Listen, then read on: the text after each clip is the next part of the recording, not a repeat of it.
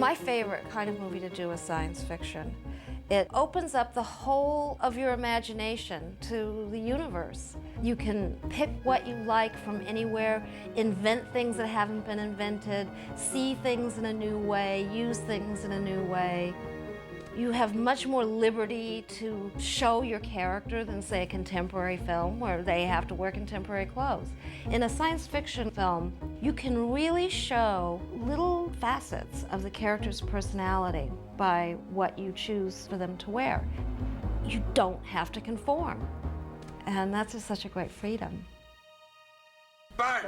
Russell was very encouraging to really explore all kinds of crazy ways of putting things together. I would show Russell illustrations and he would select what he liked, and it didn't take long to realize that he really wanted to take it out. It was great to work that way. I felt that we really had a good rapport. The fact that the film was very dark, both literally and figuratively, I played with that a little bit. I mean, I did have hits of color in there because if everything is completely dark all the time, it becomes very shallow feeling. So if you have some color in there, it adds some depth.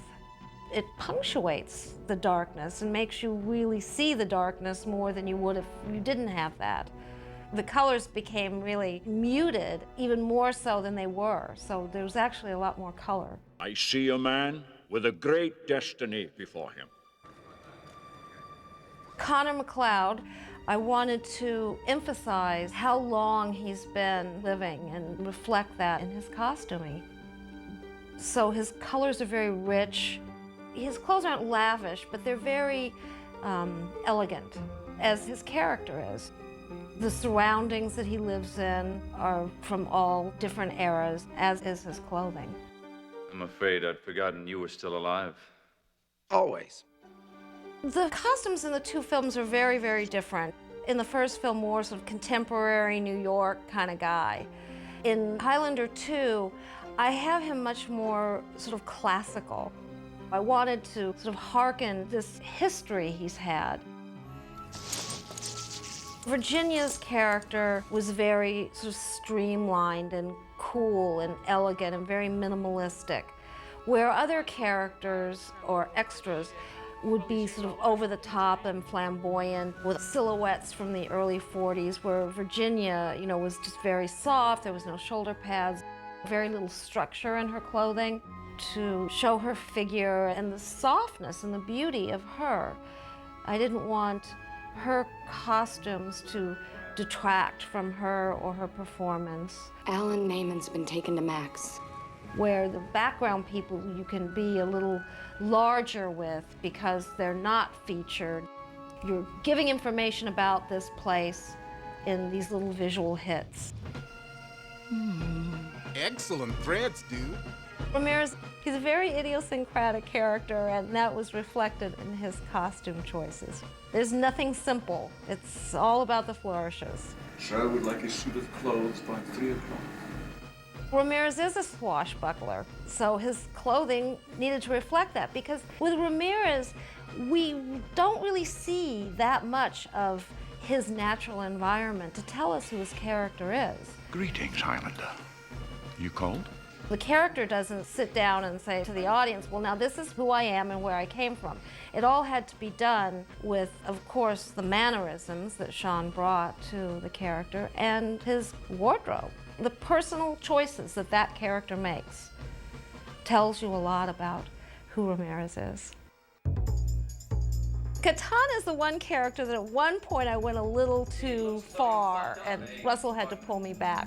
Before I just put him in the long coat, I had designed a coat of black feathers. It would have, I think, been stunning, but Russell looked at it and was like, what are you saying? No, you can't do that. I said, well, it's just gonna be the lining. And I think I did have some of the feathers in there somewhere.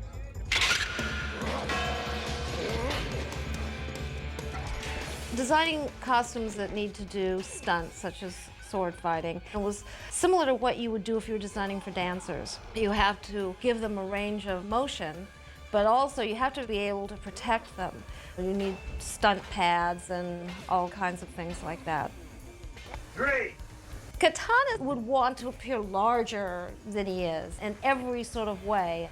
The cuffs on his shirt are huge. You know, they're big, massive things, leather things, are very ornately sculpted, as was his belt. And his belt does look like a championship boxing belt. And that's who this guy is. That was great! Ah, yes!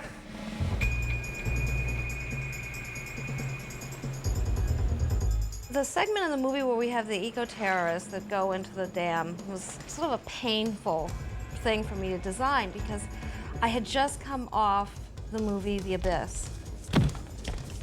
And after that experience, I had said, if they even drink a glass of water in a movie, I'm not doing it. And then suddenly this whole scuba diving thing comes into play. And so there I was once again designing scuba helmets and packs and all the gear. And of course, it was beyond the normal nightmare. It was beyond the nightmare of the abyss because we were trying to do it in Argentina.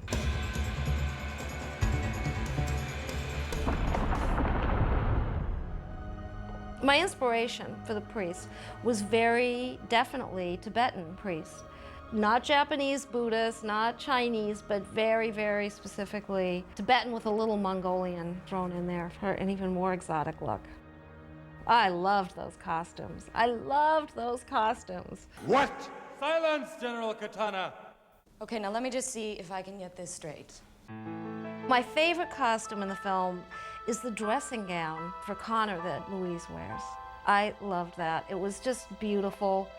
I could have looked at it for days. It was velvet and it had quilting on the lapel and little jet beads that just caught the light and, you know, it was very subtle, but just beautifully made. It was beautifully executed. Really what I did is I designed a man's dressing gown for a woman. I don't know if it'll look as good on Christopher as it did on Virginia.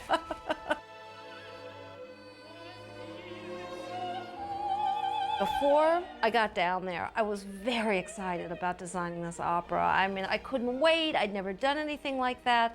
When I got down there and saw what I had bitten off, and you know, after the sort of numbness of shock wore off, I very, very gratefully accepted the help of the opera company and used their costumes, which was perfect because never in a million years could I have designed that because it's so theatrical, it's so different than film designing. Film designing tends to be very character-driven and subtle. I mean, we're helping to tell the story and the emotional arc. I wish you could have seen it. People are seeing it in a very intimate environment, whereas opera, they're way the heck over there. And it was shocking how different the costumes were. This movie had well over 100,000 costumes in it. If you do a movie today that has 10,000 costumes in it, it's big. But 100,000 costumes is just, it's massive.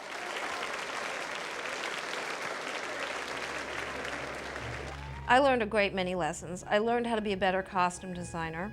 I learned how to give up a little bit, how to relax a little bit, how to go more with the flow. I learned a tremendous lesson. To really be a good designer, you have to let a certain amount of playfulness remain in your personality. I think Highlander was trial by fire. I learned then that if I wanted longevity in this business, if I wanted to become a better designer, these were the things that needed to happen.